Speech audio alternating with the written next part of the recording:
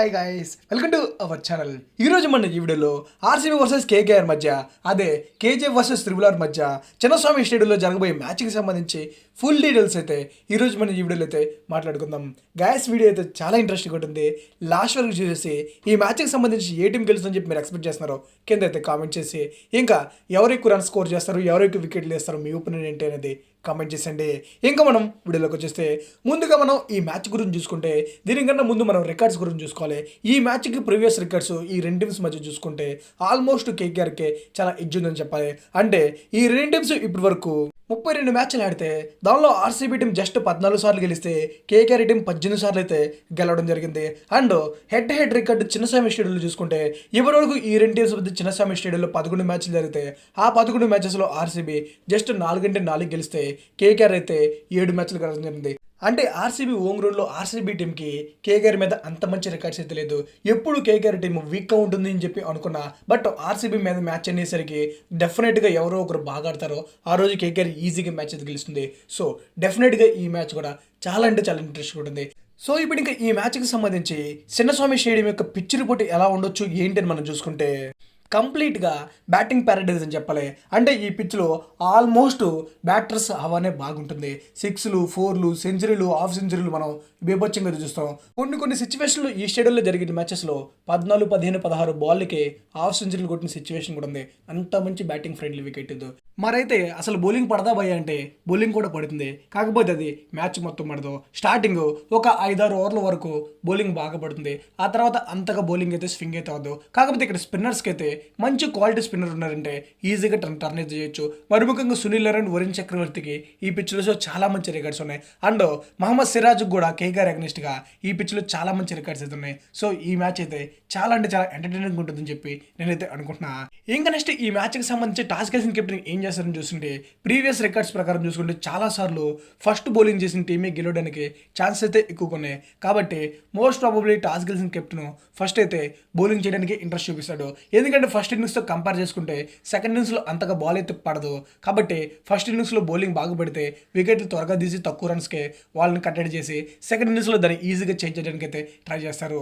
So ఇప్పుడు ఇంకా ఈ మ్యాచ్కి సంబంధించి ఈ రెండు టీమ్స్ ఎలా ఉన్నాయని చూసుకుంటే, మొదటిగా మనం హోమ్ టీమ్ అయినటువంటి ఆర్సీబీ గురించి చూసుకుంటే, ఈ సీజన్లో ఇప్పటి వరకు 2 మ్యాచ్లు ఆడినటువంటి ఆర్సీబీ టీము మొదటి మ్యాచ్ సిఎస్కే మీద బౌలింగ్ అండ్ బ్యాటింగ్ రెండింటిలో ఫెయిల్ అవడం వల్ల వాళ్ళేదో దారుణంగా అయితే ఓడిపడడం జరిగింది.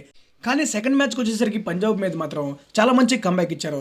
మరి ముఖ్యంగా బౌలింగ్ అండ్ బ్యాటింగ్ రెండింటిలోనూ వాళ్ళు మంచి కంబ్యాక్ ఇవ్వడం వల్ల వాళ్ళైతే మ్యాచ్ అయితే గెలవడం జరిగింది. సో ఇప్పుడు ఇంకా ఈ మ్యాచ్కి సంబంధించి ఆర్సీబీ గెలాలంటే డెఫినెట్గా ఆర్సీబీ బౌలర్సే గట్టిగా హెల్ప్ అయితే చేయాలి.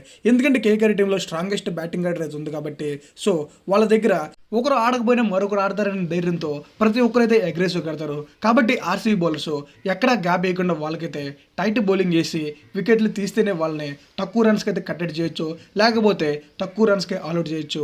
సో ఈ మ్యాచ్ గెలవాలంటే డెఫినెట్గా ఆర్సీబీ బౌలర్స్ అవ్వాలని ఉంటుంది. మరి ముఖ్యంగా మహమ్మద్ సిరాజ్కి కేకేఆర్ అగ్నిస్ట్గా చాలా మంచి రికార్డ్స్ ఉన్నాయి. అండ్ రీసెంట్ టైంలో ఎస్దయాల్ కూడా లాస్ట్ మ్యాచ్లో చాలా బాగా బౌలింగ్ అయితే వేశాడు. పవర్ ప్లేలో తను వికెట్ తీయకపోయినా 3 ఓవర్లు వేసి జస్ట్ 10 రన్స్ మాత్రం ఇవ్వడం జరిగింది. కాబట్టి ఈ కేకేఆర్తో జరిగే మ్యాచ్లో డెఫినెట్గా ఎస్దయాల్ అట్లీస్ట్ 1-2 వికెట్లు తీస్తే మహమ్మద్ సిరాజ్ కూడా రెచ్చిపోవడానికి బాగుంటుంది. సో ఈ మ్యాచ్కి సంబంధించి ఆర్సీబీ గెలవాలంటే బ్యాటర్స్ హవానే కాకుండా బౌలర్స్ హవా కూడా గట్టిగా ఉండాలి. ఇంకా ఈ మ్యాచ్కి సంబంధించి ఆర్సీబీ యొక్క ప్లేయింగ్ లెవెన్ ఎలా ఉండొచ్చు ఏంటి అని చెప్పి మనం చూసుకుంటే, లాస్ట్ మ్యాచ్లో వచ్చిన ప్లేయింగ్ లెవెన్తోనే ఈ మ్యాచ్లు కూడా రావచ్చు. అంటే డూప్లిసిస్ అండ్ విరాట్ కోహ్లీ ఓపెనర్స్గా 1 ఓవర్లో క్యామరాన్ గ్రీన్, 2 ఓవర్లో రజత్ పటిదార్, తర్వాత గ్లెన్ మ్యాక్స్వెల్, అండ్ నెంబర్ 6లో దినేష్ కార్తిక్, నెంబర్ 7లో అనుజ్ రావత్, ఇంకా నెంబర్ 8లో అల్జారీ జోసెఫ్, నెంబర్ 9లో మయాంక్ థాకర్, నెంబర్ 10లో ఎస్దయాల్, లాస్ట్గా నెంబర్ 11లో మహమ్మద్ సిరాజ్ అయితే ఆడే ఛాన్స్ ఉంది. ఇంకా ఆర్సీబీ టీం యొక్క ఇంపాక్ట్ ప్లేయర్ విషయానికి వచ్చేసరికి లాస్ట్ మ్యాచ్లో మహిపాల్ లోమర్ని సూపర్గా చేంజ్ చేయడం జరిగింది. ఎందుకంటే లాస్ట్ మ్యాచ్ మహిపాల్ లోమర్ వచ్చి 6-4 కొట్టి ఇంపార్టెంట్ టైంలో మ్యాచ్ గెలవడంలో చాలా అంటే చాలా హెల్ప్ అయితే చేయడం జరిగింది. సో ఈ మ్యాచ్కి సంబంధించి కూడా మోస్ట్ ప్రాబబ్లీ మహిపాల్ లోమర్ని ఇంపాక్ట్ ప్లేయర్గా యూజ్ చేస్తారు. బట్ చాలా మంది కరణ్ శర్మ లెగ్ స్పిన్నర్గా తనని ట్రై చేయొచ్చు అని చెప్పి అంటున్నారు. బట్ కరణ్ శర్మ బౌలింగ్ వేస్తున్నారు కానీ వికెట్లు అయితే తీయట్లేదు. అదేదో మ్యాక్స్వెల్ 2-3 ఓవర్లు బౌలింగ్ వేసి రన్స్ ఇచ్చిన, బట్ తనైతే వికెట్లు తీస్తారు. కాబట్టి కరణ్ శర్మ బదులు మ్యాక్స్వెల్ చేత బౌలింగ్ చేపించి కరణ్ శర్మ ప్లేస్లో ఎవరైనా ఎక్స్ట్రా బ్యాటర్ని తీసుకోవచ్చు అని చెప్పి ఆర్సీబీ సూపర్ ప్లాన్ అయితే లాస్ట్ మ్యాచ్ వేసింది. ఆ ప్లాన్ వర్కౌట్ అయింది. సో ఈ మ్యాచ్లో కూడా అదే ప్లాన్ కంటిన్యూ చేస్తారు. అంటే ఇంపాక్ట్ ప్లేయర్గా మహిపాల్ లోమర్ వస్తాడు. ఇంకా నెక్స్ట్ మనం ఈ మ్యాచ్కి సంబంధించి కేకేఆర్ టీం గురించి చూసుకుంటే వీళ్ళ టీంలో పెద్దగా చేంజెస్ అయితే ఏముండవు. లాస్ట్ మ్యాచ్ వాళ్ళు ఎస్ఆర్హెచ్ అగెనిస్ట్గా ఒక అదిరిపోయే థ్రిల్లింగ్ విక్టరీ అయితే నమోదు చేయడం జరిగింది. ఇంకా ఈ మ్యాచ్కి సంబంధించి కీ బ్యాటిల్స్ ఎలా ఉండబోతాయి అని మనం చూసుకుంటే RCB bowlers versus KKR batters. అంటే RCB bowlers maximum most of the times గతంలో చూసుకుంటే కేకేఆర్ యొక్క టాప్ ఆర్డర్ని త్వరగా అయితే అవుట్ చేయడం జరిగింది. And KKR middle order and finishing రెచ్చిపోవడంతో ఆ మ్యాచెస్ అయితే కేకేఆర్ అయితే గెలవడం జరిగింది. సో మ్యాక్సిమం ఇప్పుడు జరుగుతున్నటువంటి ఆర్సీబీ వర్సెస్ కేకేఆర్ మ్యాచ్ కూడా అలాగే ఉండే ఛాన్స్ అయితే ఉంటుంది అన్నట్టుగా నాకైతే అనిపిస్తుంది. సో ఇప్పుడు ఇంకా ఈ మ్యాచ్కి సంబంధించి కేకేఆర్ యొక్క ప్లేయింగ్ లోన్ ఎలా ఉండొచ్చు ఏంటి అని మనం చూసుకుంటే ఓపెనర్స్గా ఫిలిప్ సాల్ట్ అండ్ వెంకటేశ్వర్, 1 డౌన్లో శ్రేయస్ అయ్యర్, 2 డౌన్లోకి వచ్చేసరికి నితీష్ రాణా, అండ్ నెంబర్ 5 చూసుకుంటే రింకు సింగ్, నెంబర్ 6లోకి వచ్చేసరికి ఆండ్రూ రసల్, నెంబర్ 7 చూసుకుంటే రమన్దీప్ సింగ్, నెంబర్ 8లోకి వచ్చేసరికి సునీల్ నారాయణ్. లాస్ట్ మ్యాచ్లో KKR team Sunil Narayan opening అయితే పంపించారు, బట్ అది అంతగా వర్కౌట్ అయితే అవ్వలేదు. కాబట్టి ఈ మ్యాచ్కి సంబంధించి తనైతే ఓపెనర్కి అయితే పంపకపోవచ్చు. ఇంకా నెంబర్ 9 చూసుకుంటే హర్షిత్ రాణా, నెంబర్ 10లోకి వచ్చేసరికి మిచెల్ స్టార్క్, అండ్ లాస్ట్గా నెంబర్ 11 చూసుకుంటే వరుణ్ చక్రవర్తి. మిచెల్ స్టార్క్కి చిన్నస్వామి ఓంగ్రౌండ్లో చాలా మంచి రికార్డ్స్ అయితే ఉన్నాయి, ఎందుకంటే తన గతంలో ఆర్సీబీ టీంకి అయితే ఆడాడు కాబట్టి. సో ఎలా బౌలింగ్ వేయాలి అనే విషయం మీద తనకి చాలా మంచి క్లారిటీ ఉంటుంది. అండ్ సునీల్ నారాయణ, వరుణ్ చక్రవర్తికి కూడా చిన్నస్వామి పిచ్లో చాలా మంచి రికార్డ్స్ అయితే ఉన్నాయి. చాలాసార్లు కోహ్లీ, డూప్లిసిస్, విరాట్ కోహ్లీని అయితే వాళ్ళైతే అవుట్ చేశారు కాబట్టి. సో కేకేఆర్ యొక్క బౌలింగ్ అయితే ఈ మ్యాచ్కి సంబంధించి చాలా స్ట్రాంగ్ అయితే కనిపిస్తుంది.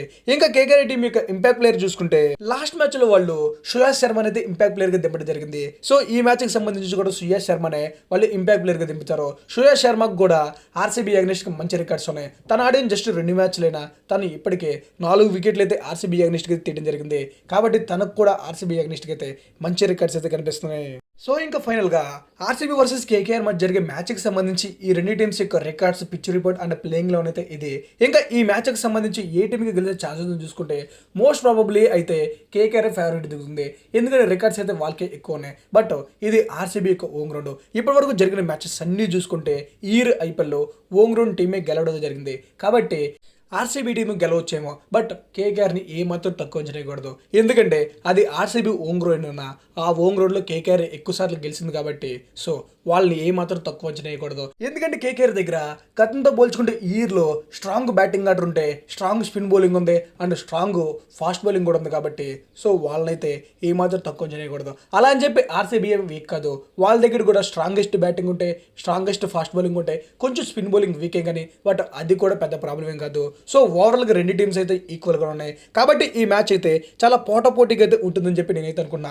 ఇంకా ఫైనల్గా ఈ మ్యాచ్కి సంబంధించి ఏ టీం గెలుస్తుందని చెప్పి మీరు అనుకుంటున్నారు అనేది కామెంట్ చేయండి. ఇంకా ఫైనల్గా నా ఒపీనియన్ అంటే మాత్రం నేనైతే ఆర్సీబీ గెలుస్తుందని చెప్పి అనుకుంటున్నా, ఎందుకంటే ఇప్పటి వరకు హోమ్ గ్రౌండ్లో టీమ్సే గెలుస్తున్నాయి కాబట్టి. సో ఆర్సీబీ గెలవచ్చేమో అని నా ఒపీనియన్, బట్ మీ ఒపీనియన్ ఏంటి అనేది కింద అయితే కామెంట్ చేసి, ఇంకా ఐపీఎల్కి సంబంధించి మన ఛానల్లో ఈ మ్యాచ్కి సంబంధించి reviews, previews and IPL updates అయితే వస్తూనే ఉంటాయి. అవన్నీ మిస్ అవ్వకూడదు మన ఛానల్ సబ్స్క్రైబ్ చేసుకుని నోటిఫికేషన్ బెల్ అయితే ఆన్లో పెట్టుకోండి.